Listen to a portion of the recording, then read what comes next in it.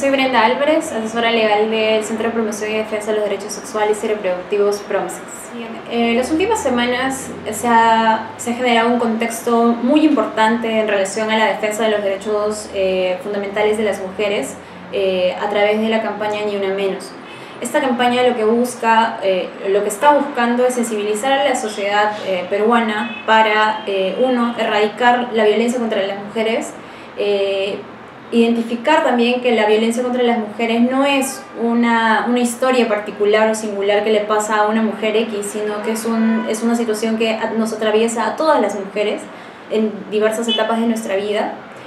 Y lo otro también es denunciar las diferentes expresiones de la violencia contra las mujeres que se encuentran en nuestra sociedad, ¿no? Donde no solamente esta se expresa en las agresiones que viven las mujeres en su cotidiano, ya sea por su pareja, por su padre, por su padrastro, por personas cercanas a ella, sino también es una violencia que viene institucionalizada y que tiene, por ejemplo, una de sus expresiones a discursos que tratan de justificar o darle algún sentido de interpretación a las violaciones sexuales contra las mujeres, trasladándoles la culpa y la responsabilidad a las mujeres de esta violación a sus derechos fundamentales, ¿no? Y ahí encontramos uno de los discursos, uno de los más grandes voceros de esto, al cardenal Juan Luis Cipriani, el que hace unos días dio unas declaraciones realmente lamentables, pero no solamente lamentables, sino también creo que son desde todos sus extremos reprochables y que están recibiendo el reproche social de diversas expresiones de nuestra sociedad, sea medios de comunicación o periodistas, integrantes de la comunidad jurídica también y representantes de la sociedad civil y sociedad en su conjunto, ¿no? Creo que este tipo de expresiones o este tipo de discursos no son discursos aislados, es decir, el discurso de Juan Luis Cipriani es un discurso que se encuentra muy presente en diversas declaraciones o en diversos espacios de nuestra sociedad. Son discursos que los perpetradores o los violadores, por ejemplo, repiten para justificar sus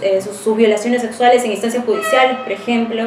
Esos discursos también son empleados por algunos jueces al resolver algunos casos y dejar en impunidad las denuncias por violaciones sexuales, donde incluso en sentencias que yo he podido ver responsabilizan a una niña de 5 años por haber provocado al violador, ¿no? Por haber andado con el dorso desnudo en la calle, ¿no? Y dejando incluso en impunidad absoluta al violador. Entonces, este discurso no es un discurso aislado. Sin embargo, lo que sí debe llamarnos la atención es que es un discurso que debe ser reprochado en una sociedad que además es una sociedad altamente machista y que necesita reformular todas sus bases sociales para garantizar una vida libre de violencia, como en los términos que lo estipula la Convención Belém do Pará,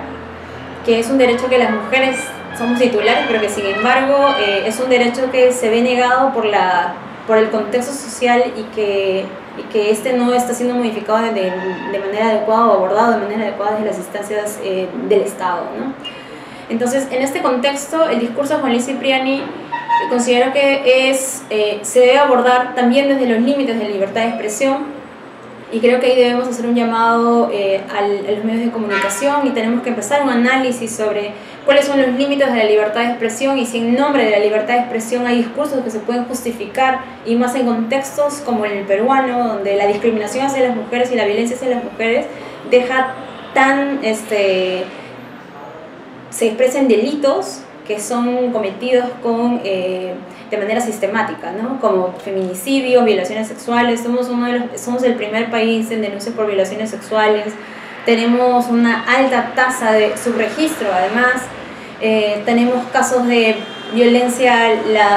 Las encuestas nacionales producidas por el INEI datan que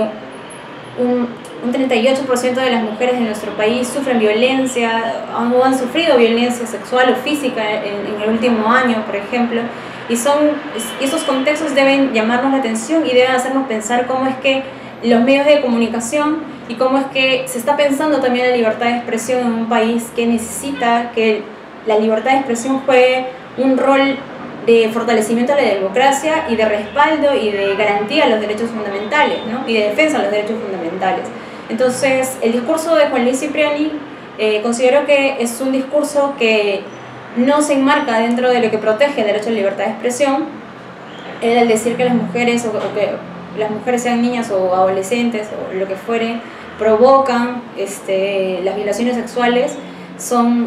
un discurso que de alguna u otra manera viola el derecho a la igualdad, ¿no? Asimismo, también debería ser observado de esa manera por los entes reguladores de los medios de comunicación, y ahí la Sociedad Nacional de Radio y Televisión debería tomar un rol más activo para poder regular y para poner límites al ejercicio de la libertad de expresión, que lamentablemente se está haciendo un mal uso en algunos medios de comunicación como RPP y Radio Capital, ¿no? Vemos que en muchos programas en Radio Capital, por ejemplo, se tocan temas específicos que no solamente cosifican a las mujeres, sino también incluso justifican algunos actos de agresión contra las mujeres, ¿no? Programas de 1 hora incluso donde se discute, por decirlo menos, si es que tu esposa, si es muy guapa, debe salir o no debe salir a la calle, si dejarías o si reaccionarías bien si tu esposa es muy guapa y se arregla, ¿no? Entonces, este tipo de contenidos de los programas deberían ser regulados, ¿no? Y los medios de comunicación no se están autorregulando, y la instancia que debería regularlos tampoco está cumpliendo un rol importante en esto, y ellos tienen una responsabilidad también en erradicar la violencia contra las mujeres con el rol que cumplen. Así es que yo espero que la Sociedad Nacional de Radio y Televisión pueda sancionar de manera acoger la denuncia pública que ya varios ciudadanos y ciudadanas están realizando, y sancionar el medio de comunicación que ha permitido que ese tipo de discursos se difunda a través de un medio de comunicación que además de alto alcance, de difusión masiva, y que pueda también hacer un llamado a los medios de comunicación para que revisen también los contenidos de sus programas con la única finalidad de garantizar los derechos de las mujeres, ¿no? Y con eso también evitar y prevenir los próximos o unos próximos casos de violencia contra las mujeres. Yo creo que eso es muy importante, y creo que si es que esto se suma a las acciones desde la ciudadanía que se están realizando, podemos empezar a garantizar de mejor manera los derechos fundamentales de las mujeres, como es principalmente el derecho a una vida libre de violencia.